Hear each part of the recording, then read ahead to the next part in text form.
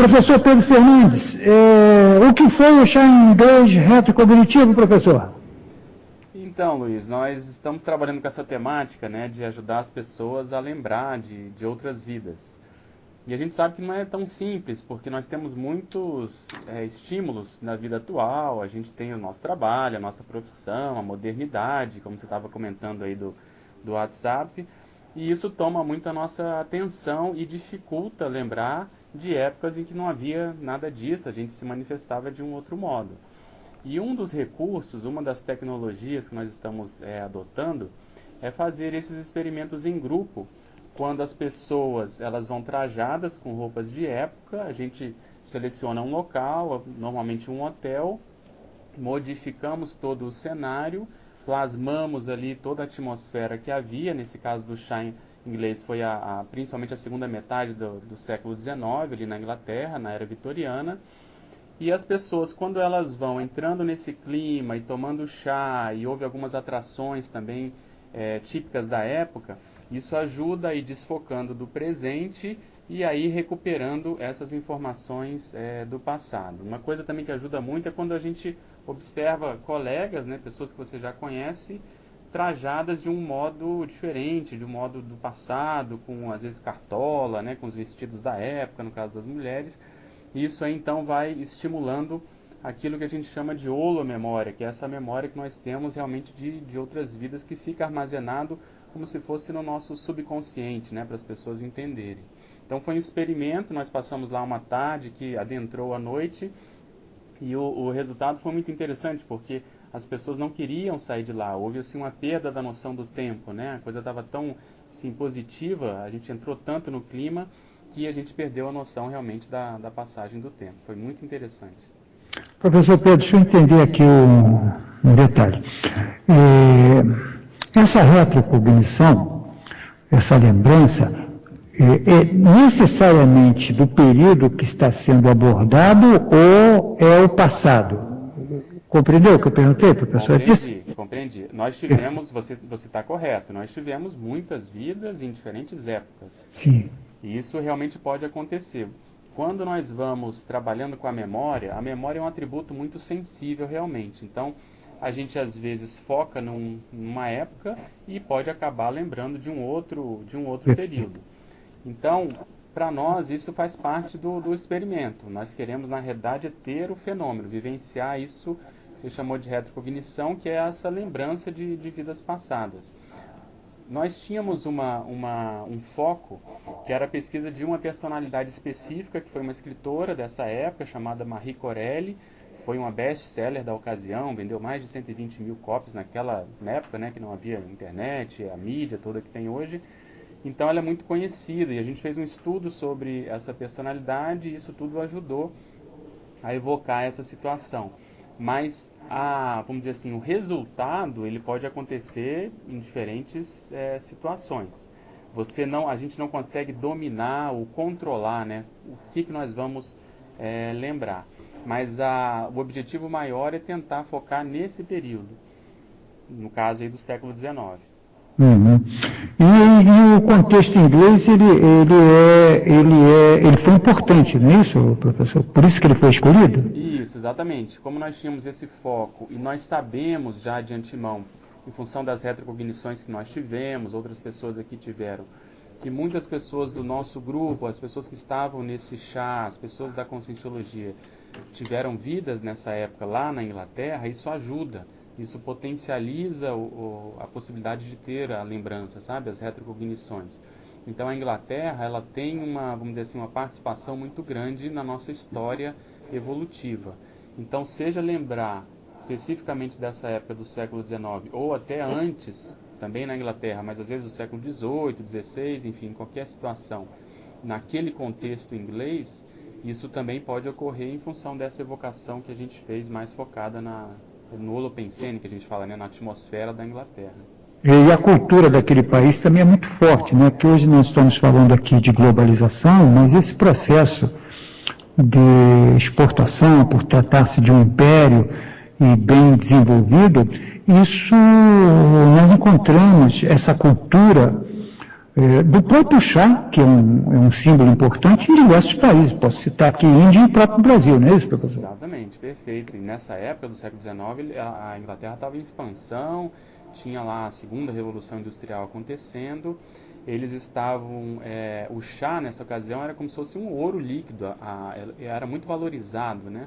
Em função que a rainha começou a gostar, adotar esse hábito de tomar o chá às 5 da tarde, influenciada por uma amiga, uma duquesa da época, porque o jantar, no caso, ele era servido muito mais tarde, elas ficavam com fome à tarde, e ela trouxe esse hábito e a coisa acabou pegando, todo mundo foi imitando a rainha, e o chá começou a ficar muito procurado, e aí começou a ficar muito, muito caro realmente. Então, essa influência a cultura britânica, né, ela exerceu, principalmente no século XIX para cá, sobre as outras partes do mundo, ela é notória, e o chá é um símbolo realmente desse processo.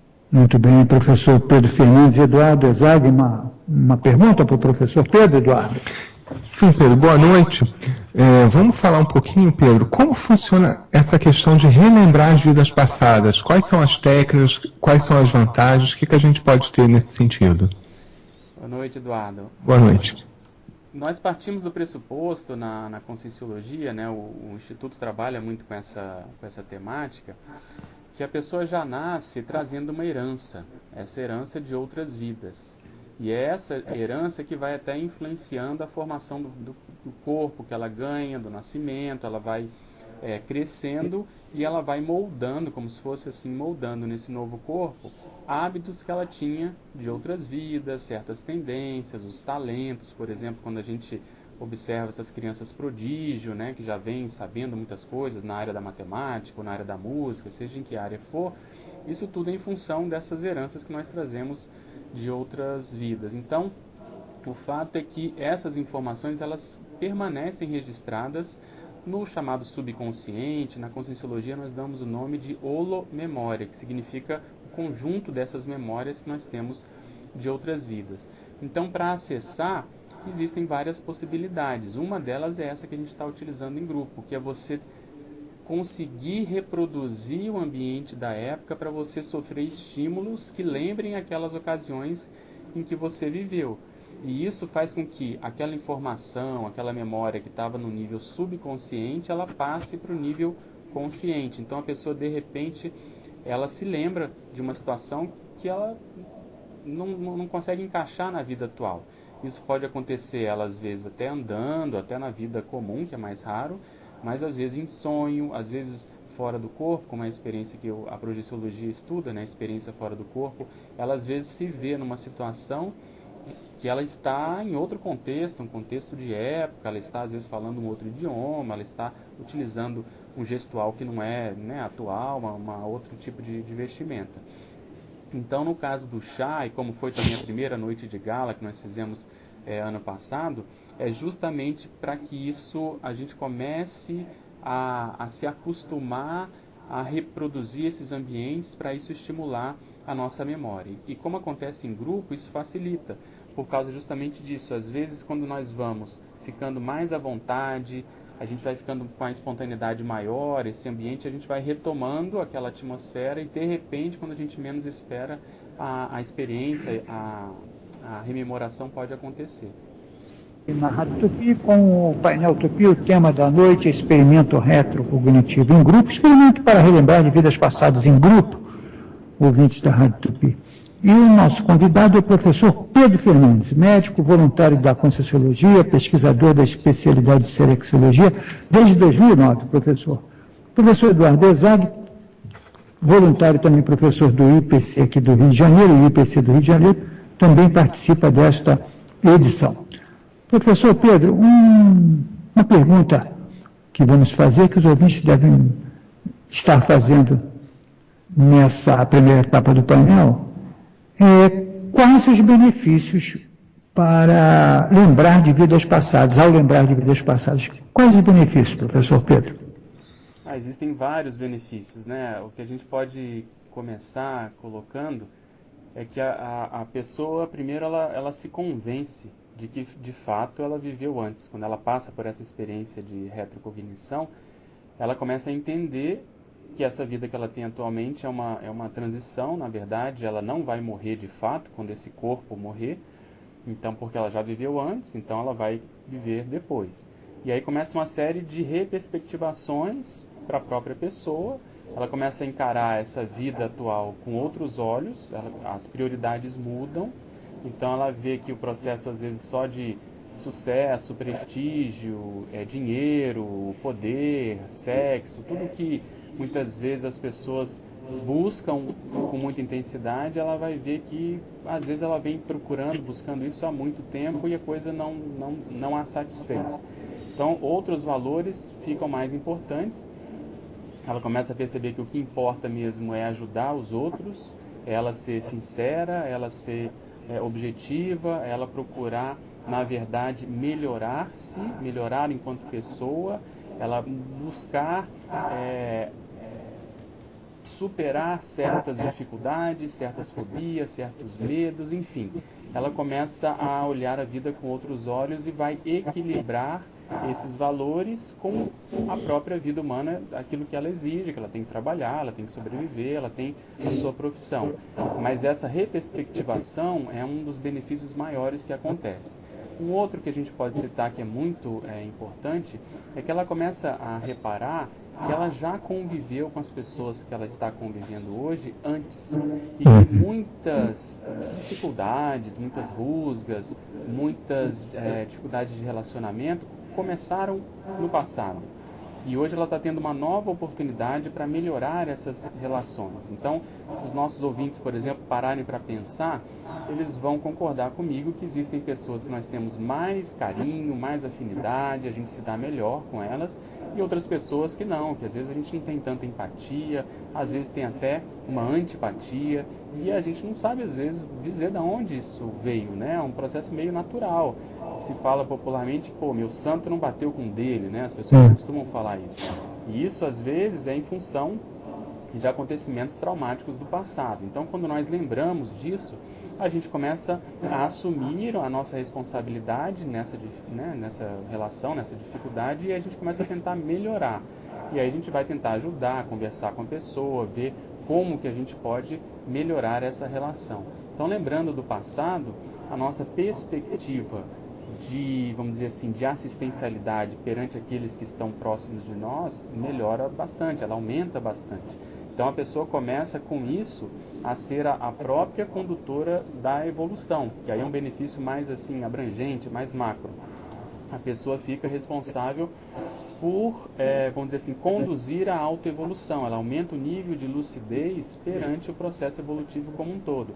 E aí o que acontece? Caem os dogmas, a necessidade muitas vezes do processo religioso, do processo dogmático, do processo de rituais. Ela começa a entender o que ela veio fazer aqui, por quê e para onde que ela está caminhando.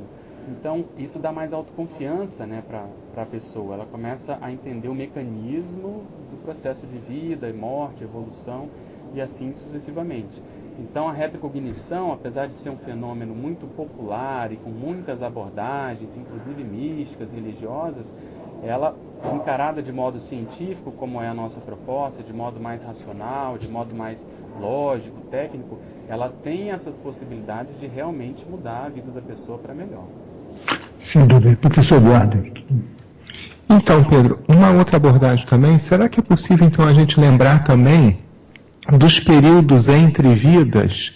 E lembrando desse período entre vidas, será que a gente combinou alguma coisa aqui com os nossos amigos, com o nosso grupo evolutivo, do que fazer aqui? O que você pode abordar um pouco sobre esse tema? Perfeito, perfeito. Nos nossos estudos, né, aqui em Foz do Iguaçu, nós estamos construindo uma instituição parceira, né, uma instituição irmã do Instituto, que é a Consecutivos, que a proposta é fazer uma escola justamente para ajudar as pessoas a lembrarem das vidas passadas. E a gente estuda na Consecutivos alguns tipos de retrocognição.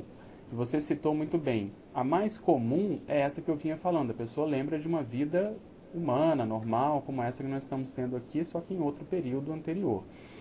Mas para nós, muitas vezes, e o próprio Instituto bate muito nessa tecla, o ideal seria a gente conseguir lembrar desse período antes da gente nascer, que é o chamado período intermissivo, o período entre vidas.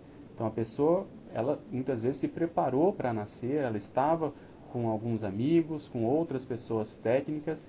Ela muitas vezes também ela fez como se fosse assim uma preparação da própria profissão. Então a pessoa exerceu, ela treinou certos aspectos que ela viria a desenvolver nessa vida. Então quando nós às vezes saímos do corpo, temos a possibilidade de lembrar, aí você entende certas manifestações que você tem, certos interesses, motivações, a própria tendência profissional, a vocação. Tudo isso muitas vezes vem ou advém desse período intermissivo. Muitas vezes as pessoas sentem, em determinado momento da vida, que vieram para cá cumprir um mandato, né, uma missão, cumprir o que nós chamamos de programação de vida.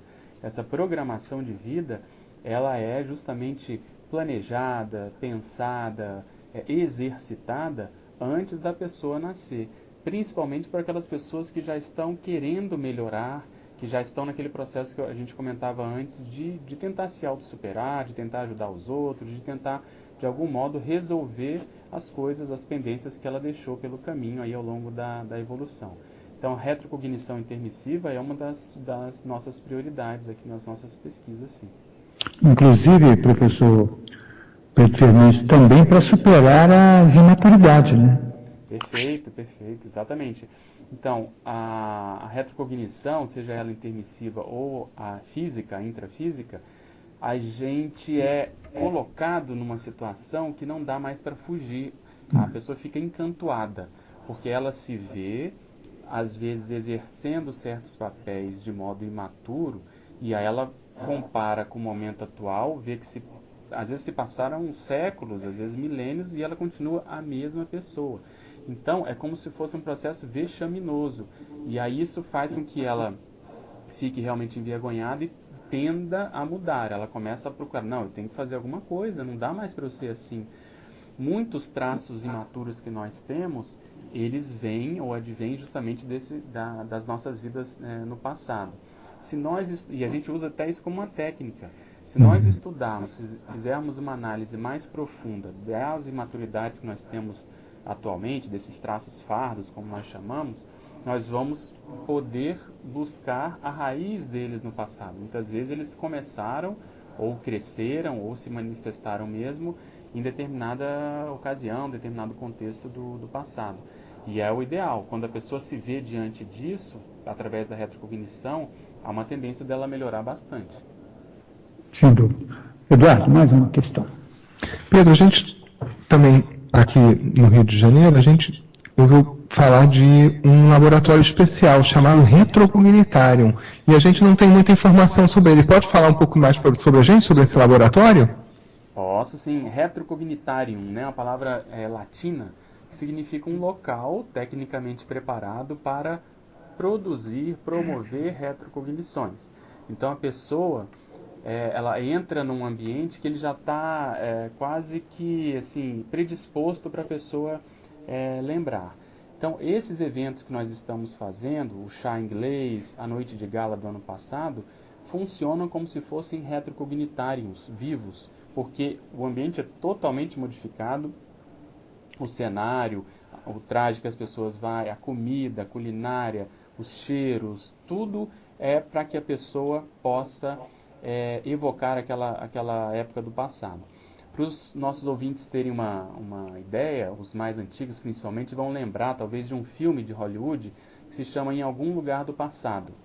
Nesse filme, estrelado pelo ator Christopher Reeve, que fazia o Super-Homem, né, muito conhecido, o que acontece com ele? Ele era um teatrólogo, ele escrevia peças de teatro, e ele, na ocasião da primeira encenação, da estreia da sua peça, ele está lá comemorando com os atores, e vem uma senhora para ele, uma senhora bem mais velha, entrega um relógio para ele e fala, volta para mim. E ele não entende nada daquilo, ela pega, vai embora, passam-se 8 anos, e ele não consegue mais escrever, ele fica numa espécie assim, num período de melancolia da própria vida, resolve viajar, vai para um hotel, um grande hotel, para espairecer, para ver se ele consegue escrever, e lá ele entra em contato com a história de uma atriz cujo enredo vai se passando todo, e aí ele descobre que ele tinha sido amante ou namorado ou o parceiro dessa atriz no começo do século XX. E aí, para ele lembrar mais desse período, porque ele se sente muito afinizado, ele começa justamente a fazer a técnica que nós estamos fazendo. Ele vai estudar o contexto da época, ele muda toda a roupa, ele compra os objetos, o próprio relógio, e aí com isso ele vai conseguindo acessar essas memórias e entende o que aconteceu de lá para cá.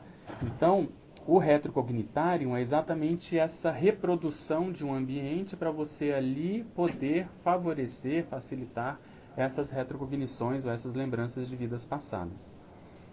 Professor Pedro, me ocorreu aqui uma pergunta.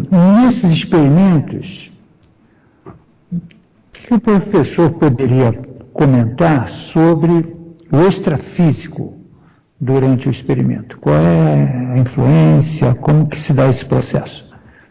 Ela é total, porque nós aproximamos as dimensões, né? Então, a dimensão extrafísica é como se ela ficasse mais próxima e mais facilmente detectável, perceptível.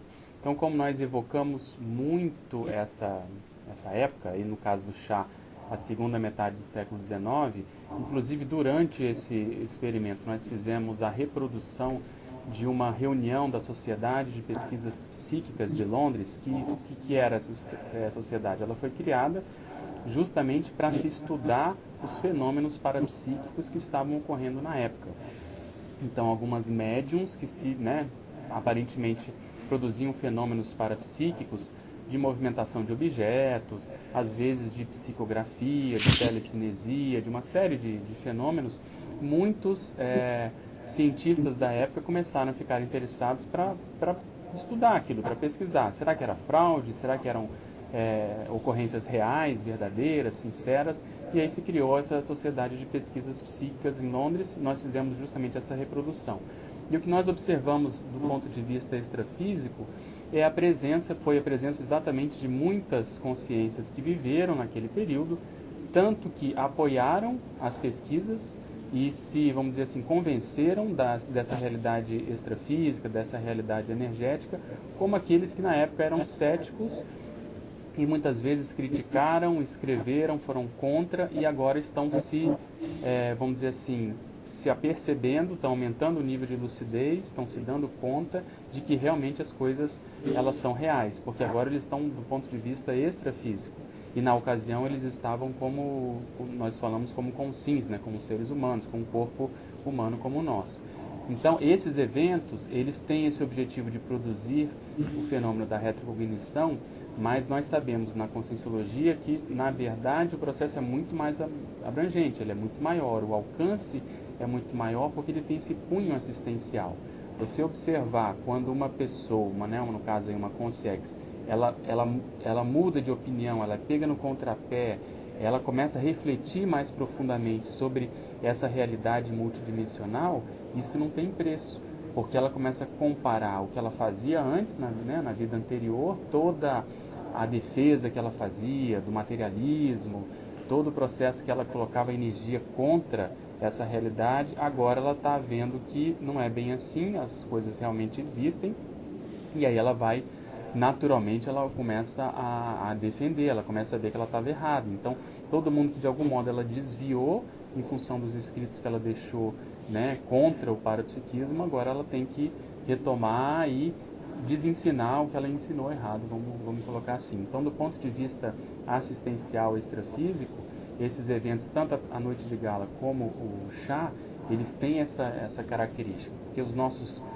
amigos extrafísicos, nós chamamos os amparadores, eles trazem essas pessoas que já estão mais ou menos predispostas, principalmente esses pesquisadores, foi o que eu percebi mais nesse chá, para poderem perceber o trabalho que nós estamos fazendo aqui e com isso fazer essa modificação, essa reflexão mais profunda.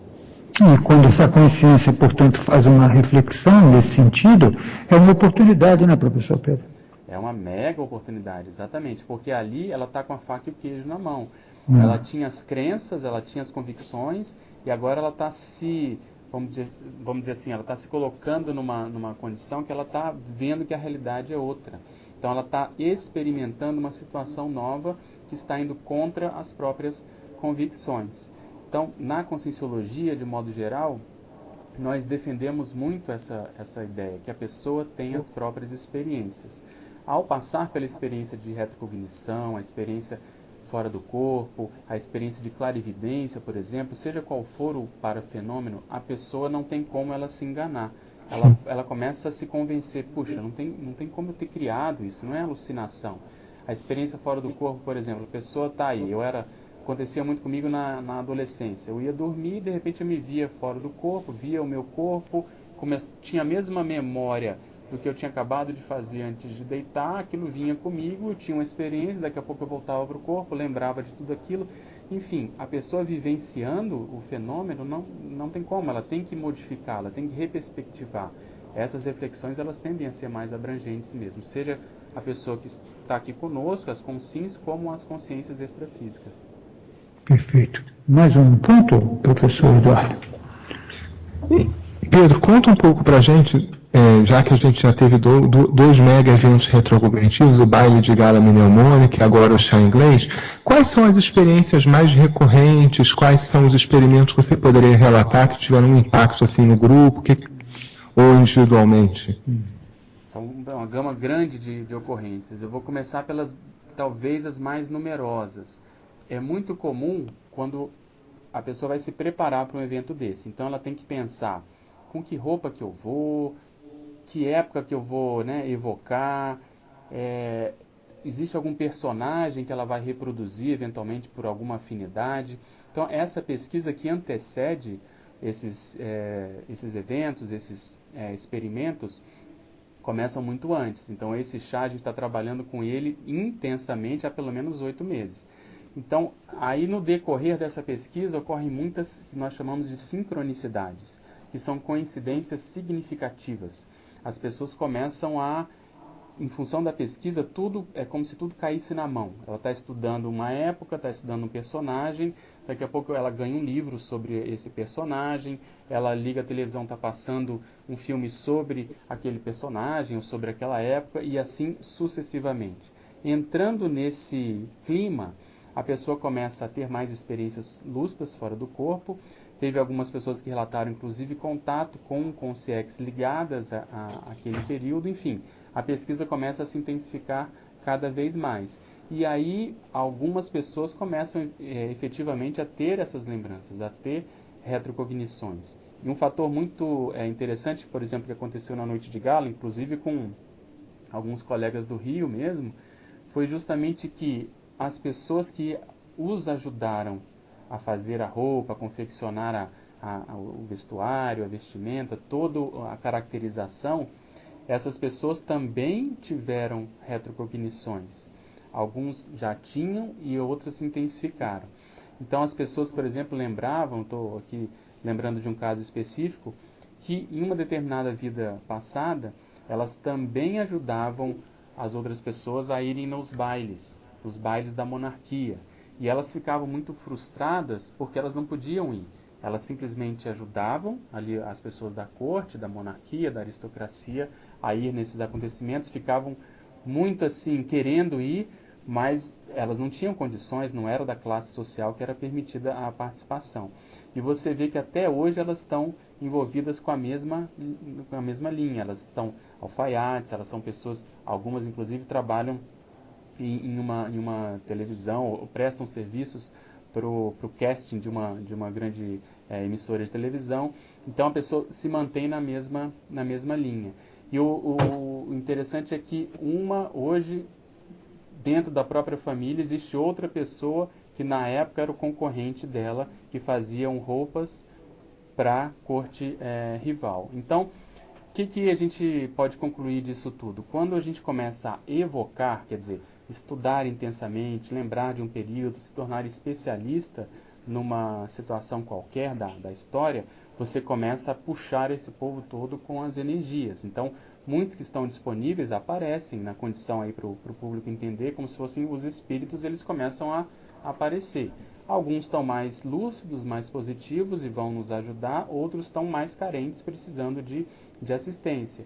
Então isso é muito interessante porque nós temos aí a oportunidade de encaminhar essas consciências, ajudar, fazer uma interlocução, uma conversa, e é como se a gente ajudasse a acordar, a atualizar o período que já passou. Enfim, existem muitas possibilidades de ocorrências quando nós fazemos esse tipo de evocação e, sobretudo, em grupo. Em grupo, o processo potencializa muito mais.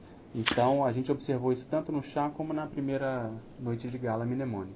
Professor Pedro Fernandes, o professor poderia explicar o que é personalidade consecutiva, professor Pedro? Sim, a personalidade consecutiva é uma decorrência da retrocognição. Então, esse é um fenômeno descrito pelo professor Valdo Vieira, que inicialmente ele definiu da seguinte forma. Vamos dar um exemplo prático para os nossos ouvintes entenderem melhor. A pessoa, vamos supor, ela tem um irmão, está aí, né, na adolescência, estão crescendo juntos, alguma coisa acontece, esse irmão ele falece, ele pega uma doença, tem um acidente, alguma coisa, ele volta para a dimensão extrafísica, como nós chamamos. Aquilo é chato, trágico e tal, mas a vida continua. Essa pessoa que permaneceu, esse irmão mais velho, vamos chamar assim, ele vai tocar a vida, ele casa, daqui a pouco ele tem um filho, o filho vai crescendo e ele descobre, pelas retrocognições, pelo temperamento dessa criança que vai surgindo, ele vai vendo que, na verdade, esse filho é o próprio irmão. Então, a personalidade consecutiva é exatamente esse fenômeno que, do ponto de vista desse irmão mais velho que ficou, a outra personalidade ela é consecutiva. Ela estava no primeiro momento da vida como irmão e agora ele vem como filho. Então, a consecutivos, nós demos esse nome para essa escola, essa instituição que nós criamos aqui em Foz do Iguaçu, exatamente tendo por base o fenômeno da personalidade consecutiva. Então, isso é muito mais comum do que as pessoas podem imaginar. Se cada um de nós pudéssemos estudar na nossa família mesmo, com mais calma, ver um temperamento de cada um, investíssemos mais nas retrocognições, nós íamos identificar muitos dos nossos parentes que são justamente fruto de outras vidas recentes, como nesse caso que eu disse, ou mais distantes no tempo, como por exemplo no caso do século XIX que a gente estava citando antes. Então nós partimos do pressuposto que ninguém evolui sozinho. As pessoas, pelo processo da afinidade, elas vão caminhando ao longo da evolução em grupo. Então, por isso eu retomo aquela fala inicial do processo das afinidades. Essas afinidades, as nossas amizades, elas foram sendo construídas ao longo da evolução e o contrário também é verdadeiro. Então, dentro da própria casa, nós podemos fazer pesquisa séria em termos de retrocognição, em termos de evolução de um modo geral. Então, nesse processo da personalidade consecutiva, o que podemos também examinar as reconciliações, é isso, professor? Exatamente. Na verdade, nós já nascemos num contexto familiar, uma das bases é o processo de reconciliação. Nada é por acaso, né? Não é por acaso que nós nascemos com essa mãe, com esse pai, com os nossos irmãos, com os primos. Então, esse núcleo mais próximo, uma das razões é justamente acertar aspectos do passado que normalmente ficaram mal parados. Então, a reconciliação ela é quase que uma imposição da evolução. Quanto mais a gente puder melhorar esses relacionamentos, melhor. Professor Pedro, qual é a correlação do estudo das personalidades consecutivas que o professor está comentando com a projeciologia? É total, porque a projeciologia é o estudo da projeção, da experiência fora do corpo. Saindo do corpo de modo lúcido, nós vamos ter mais chance de identificar essas personalidades consecutivas, familiares ou mesmo no nosso convívio profissional, seja de onde for. Então, a experiência fora do corpo, ela permite esse nível de lucidez maior, ela permite, por exemplo, contato com aqueles nossos amigos que ainda não nasceram, mas que permaneceram com a memória das outras vidas, principalmente da última vida. Então, pelo processo mesmo de interlocução, de conversa, de bate-papo, eles podem nos ajudar. Olha aquele seu amigo, lembra do fulano de tal, da sua última vida? Veja se não é o mesmo, estuda o temperamento. E com isso a gente vai ampliando a nossa visão de conjunto acerca de uma coisa que nós chamamos de grupalidade, ou grupo karmalidade. o karma, né, a lei do karma, inserida no processo de convivência grupal. E aí a gente vai justamente chegando nisso que você comentou da reconciliação. Com quem que eu preciso me reconciliar mais? Para quem que eu devo mais? Quais são aquelas pessoas que são minhas credoras da evolução? E aí a responsabilidade cresce bastante, porque no início das pesquisas, né, retrocognitivas, as pessoas têm muita curiosidade, elas brincam bastante, elas, poxa, será que eu fui alguém no passado, uma rainha, um rei, né, alguma personalidade famosa?